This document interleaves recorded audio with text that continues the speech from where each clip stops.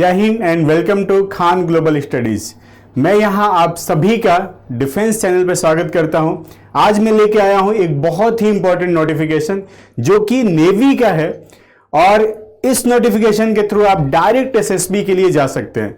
उसकी क्या एलिजिबिलिटी होगी, उसके लिए आपका एज कितना होगा और कौन कौन सी ब्रांचेज होगी, वो हर एक इंफॉर्मेशन आज की वीडियो में आपको मिलेगा।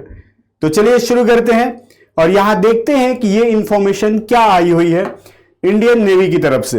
तो जैसा कि आप देख पा रहे होंगे यहां कि ये आपका है शॉर्ट सर्विस कमीशन ऑफिसर्स के लिए फॉर वेरियस एंट्रीज जनवरी 2025।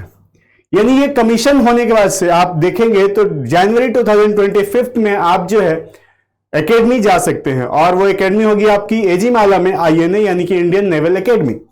अब यहां पर मैं एक एक करके ब्रांचेस की बात करूंगा यहां, क्योंकि इसमें आपका टेक्निकल भी होगा, पायलट भी होगा, एजुकेशन से रिलेटेड भी होंगे, बीटेक वाले भी होंगे, या फिर आपका कोई अगर एमएससी किया हुआ है या एमटेक किया हुआ है तो उसके लिए भी वैकेंसी होने वाली है। चलिए तो देखते हैं हम लोग एक एक करके यहां पर। और इससे पहले मैं यहां बता दूं कि ये नोटिफिकेशन जो है आया हुआ है और ये फॉर्म आपका स्टार्ट हो चुका है। कब से? तो यहां आप देख पा रहे होंगे 24 फरवरी से स्टार्ट है और लास्ट डेट है आपका 10 मार्च।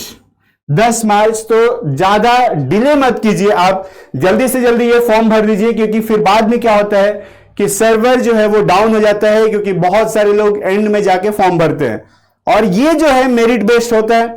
तो बेटर है कि आप जल्दी से जल्दी फॉर्म भर दीजिए। अब यहां पे जैसे लिखा हुआ है कि application are invited for the eligible unmarried men and unmarried women candidate. Unmarried होना कंपलसरी है यहां पर, दोनों ही मेन और वुमेन दोनों के लिए है। ये शॉर्ट सर्विस कमीशन है। जनवरी 2025 आपको कहां पर मिलेगा? तो Indian naval academy INA Ezhimala Kerala में। अब यहां कौन कौन सी ब्रांचेज है वो जरा सा हम लोग देख लेते हैं, क्योंकि वो ज्यादा इंपॉर्टेंट है। तो यहां जैसे कि आप बैकग्राउंड में देख पा रहे होंगे, सबसे पहले आपका है यहां जनरल सर्विस, जिसको जीएसएक्स से रिप्रेजेंट किया जाता है। एलिजिबिलिटी होती है इसके लिए क्या? ये एग्जीक्यूटिव ब्रांचेज हैं, ये सभी के सभी होती है क्या आपका बी या फिर बीटेक हो, किसी भी ब्रांच में कोई भी आपका मैकेनिकल, सिविल, इलेक्ट्रिकल कोई भी होना चाहिए और मिनिमम 60% आपका होना चाहिए। यहां पर कितना? तो 60%।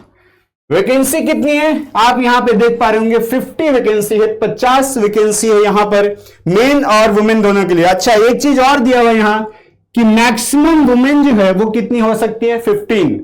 15 हो सकती है। कितने में से? 50 में से।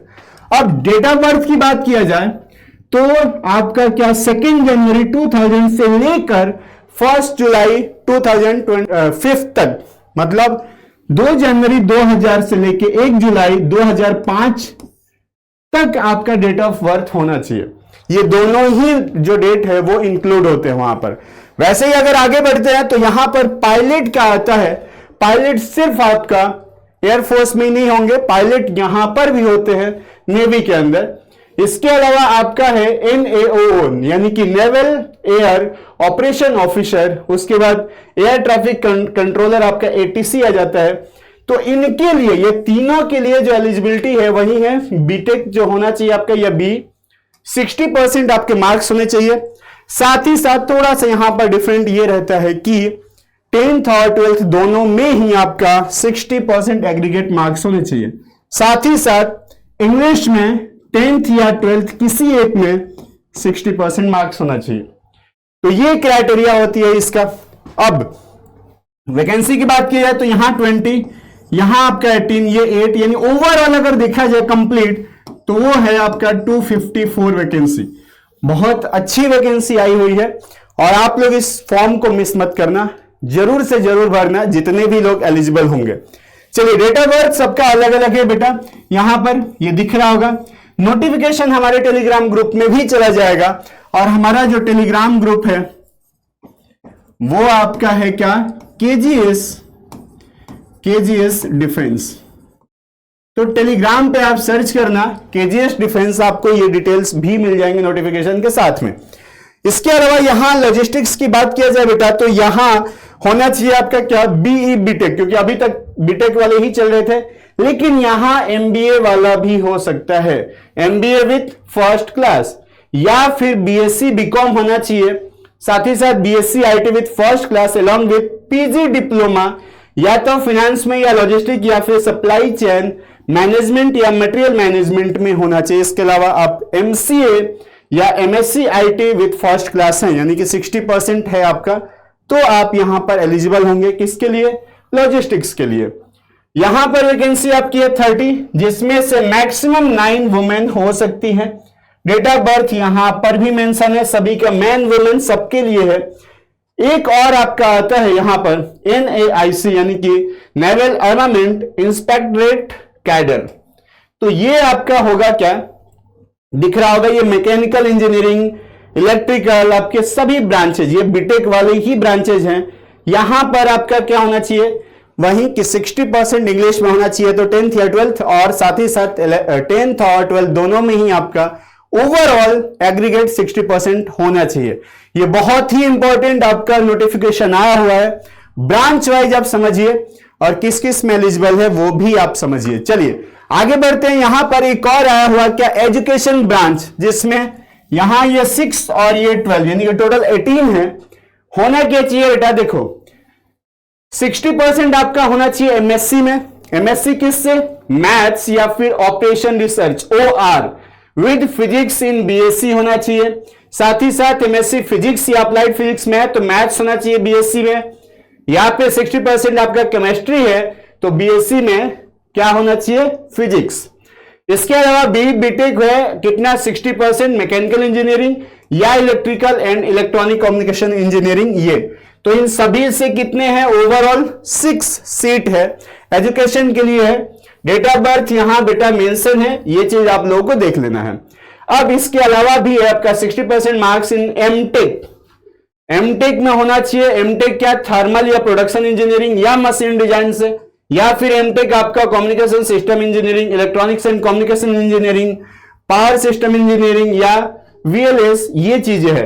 अब यहां पर भी आपका ये मेंशन है कि 10th या 12th कहीं पर एक बार आपका 60% से ऊपर इंग्लिश में होना चाहिए, और साथ ही साथ 10th और 12th दोनों में ही एग्रीगेट 60% होना ही चाहिए। तो ये चीज समझ में आ गया एजुकेशन। अब आते हैं हम लोग लास्ट बट नॉट लिस्ट, यहां पर टेक्निकल ब्रांच का नाम जैसा है वैसा ही उसका काम होगा, यानी कि पूरा पूरा आपका टेक्निकल से रिलेटेड होगा।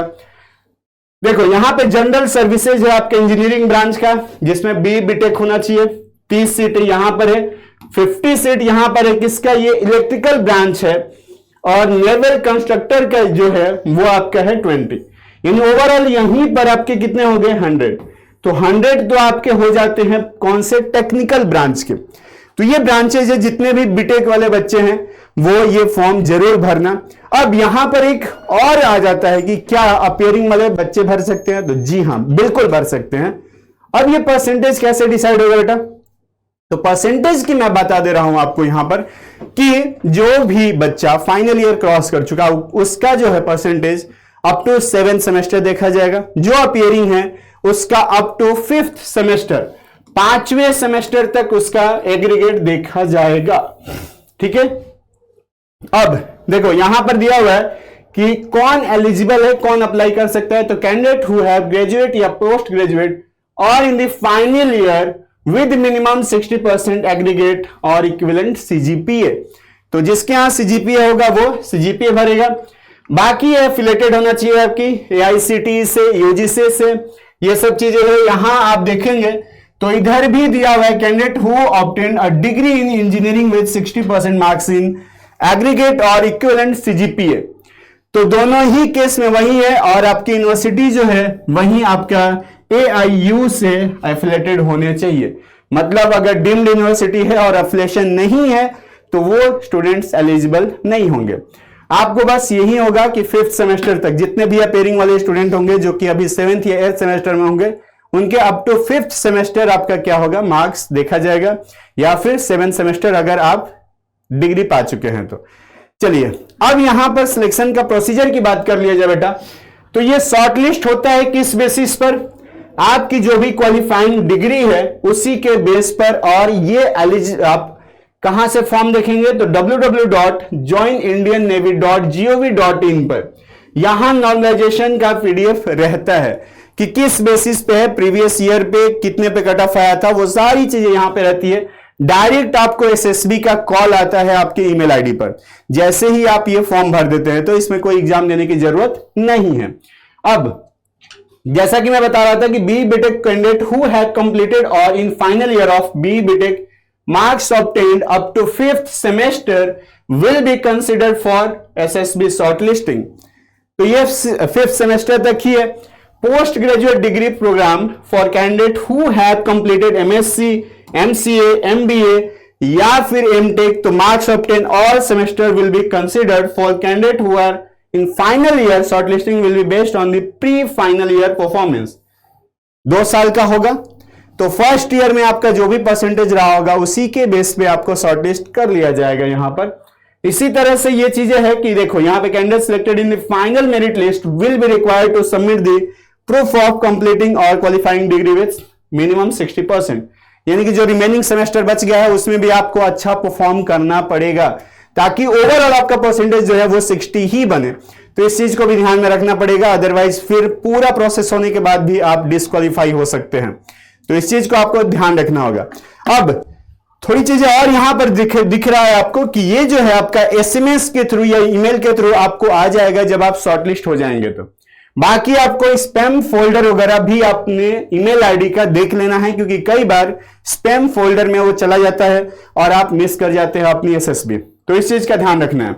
अब एसएसबी सेंटर जो है वो चेंज नहीं होता है। एक बार एसएसबी सेंटर डिसाइड हो जाएगा तो वो चेंज नहीं हो सकता है, ये चीज आपको ध्यान रखना है। इसके अलावा देखो अब यहां पर है कि चेंज ऑफ एसएसबी डेट जो है वो हो सकता है, पॉसिबिलिटी होती है, लेकिन वो भी स्पेसिफिक केस में, जब बहुत ही ज्यादा अर्जेंट कोई केस रहता है तो ही आप एसएसबी का डेट चेंज कर सकते हैं, वो भी मेल के थ्रू। उधर से अप्रूवल आया तो ठीक, अदरवाइज चेंज नहीं हो सकता है। ठीक है। और जो भी फर्स्ट टाइम बच्चा जाता है उसको SC3 टियर का टिकट अप एंड डाउन दोनों का ही रिइंबर्स होता है, यानी कि पैसे वापस हो जाते हैं जब आप पहली बार शॉर्ट सर्विस के लिए जा रहे होंगे या पहली बार परमानेंट के लिए। मतलब एक बार शॉर्ट सर्विस कमीशन के लिए और एक बार परमानेंट कमीशन के लिए आपको रिफंड किया जाता है ये 3 टियर का डिटेल। चलिए अब यहां पे detail of SSB procedure are available on कौन सी साइट है आपकी? www.joinindiannavy.gov.in। ये आपकी वेबसाइट है जहां पर पूरा डिटेल आपका दिया हुआ है, तो वहां जाकर आप देख सकते हैं। ठीक है। अब हमारे यहां एसएसबी इंटरव्यू की प्रिपरेशन होती है, क्योंकि ये जो है जो नोटिफिकेशन था वो कंप्लीटली आपका क्या था, मेरिट बेस्ड था। जैसे ही आपका नाम उस मेरिट में आएगा डायरेक्ट आपको एसएसबी के लिए कॉल आ जाएगा। समय कम होगा तो उसके लिए आप हमारे यहां जो चल रही एसएसबी इंटरव्यू है उन बैचेस को ज्वाइन कर सकते हैं। जैसे कि अभी प्रेजेंटली देखा जाए तो 7th ऑफ मार्च से हमारा एक बैच जो कि आने वाला है, 7th ऑफ मार्च से ये स्टार्ट होगा। ठीक है, 7th मार्च कब तक चलेगा? तो इसमें 14 डेज यानी कि 28 मार्च तक, 28 मार्च 2024। तो ये आपका 14 डेज का टोटल प्रोग्राम होगा। ठीक है, 14 डेज का ये टोटल प्रोग्राम होगा जिसके अंदर आपको मिलेंगे हमारे JTO officer colonel Vinod Awasthi sir, सेना मेडल जो कि एनडीए में इंस्ट्रक्टर रह चुके हैं, साथ ही साथ डीआईपीआर में भी इंस्ट्रक्टर रह चुके हैं। उसके अलावा हमारी जो इंटरव्यूइंग ऑफिसर है वो है major general doctor MP Singh sir, जो कि ऑलरेडी कमांडेंट रह चुके हैं। कहां पर? इलाहाबाद एसएसबी में, और इसके साथ साथ आईएमए में इंस्ट्रक्टर भी रह चुके हैं। उसके अलावा जेबीमल सर आपके इंटरव्यूइंग ऑफिसर के अलावा क्या ये यहां पर रहेंगे? जेबीमल सर रहेंगे आपके साइकोलॉजिस्ट, जो कि 8 बुक लिख चुके हैं साइकोलॉजी के ऊपर, या फिर आप बोल सकते हैं पूरे एसएसबी प्रोसीजर के ऊपर। इसके अलावा 2 और सेक्शन आ जाते हैं, जिसमें एक होगा आपका OIR यानी कि ऑफिसर इंटेलिजेंस आपका होगा रेटिंग, जिसको मैं वहां पे पढ़ाऊंगा, जो कि रीजनिंग का verbal and non verbal part होता है। उसके अलावा डिफेंस रिलेटेड नॉलेज या फिर करंट अफेयर्स आपको RMM पढ़ाएंगे। तो ये कंप्लीट हमारी एसएसबी की टीम है जो आपको यहां पर मिलने वाली है। थोड़ा सा मैं बात कर लूं, अभी अभी लेटेस्ट में रिकमेंड हुए हैं हमारे 2 बच्चों की, जिसमें आप देख पा रहे होंगे यहां पर कि ये हर्ष जो कि हमारे TES आपकी टीएस एंट्री से हुए थे, दिख रहा होगा आपका कहां से, तो ये इलाहाबाद से हुए हैं। 11 एसएसपी इलाहाबाद टीएस 51 से रिकमेंड हुए हैं। उसके अलावा हमारे जो आलोक मिश्रा हैं ये भी इलाहाबाद से ही हैं और इनका है एसएससी टेक 62 यानी कि टेक्निकल एंट्री से ये रिकमेंड हुए हैं। तो ये अभी अभी लेटेस्ट में हमारे रिकमेंडेशन वाले बच्चे हैं। आप भी हमारे साथ जुड़िए और हमारा जो एसएसबी इंटरव्यू चल रहा है वो चल रहा है आपका करोल बाग में। बाकी इंफॉर्मेशन आप हमारे आईवीआर नंबर या फिर वेबसाइट से भी पा सकते हैं। हमारे वेबसाइट पर अगर जाएंगे तो वहां ऑफलाइन बैचेज में आपको यहां पर दिख जाएगा एक एसएसबी इंटरव्यू नाम का बैच। उस बैच को आप रजिस्टर कीजिए और फिर फटाफट से करोल बाग दिल्ली में आ जाइए। 14 डेज का प्रोग्राम यहां पर रहेगा और आपके साथ और भी डेडिकेटेड यहां पे एस्पिरेंट मिलेंगे। फिर मिलते हैं अगली वीडियो में। जय हिंद।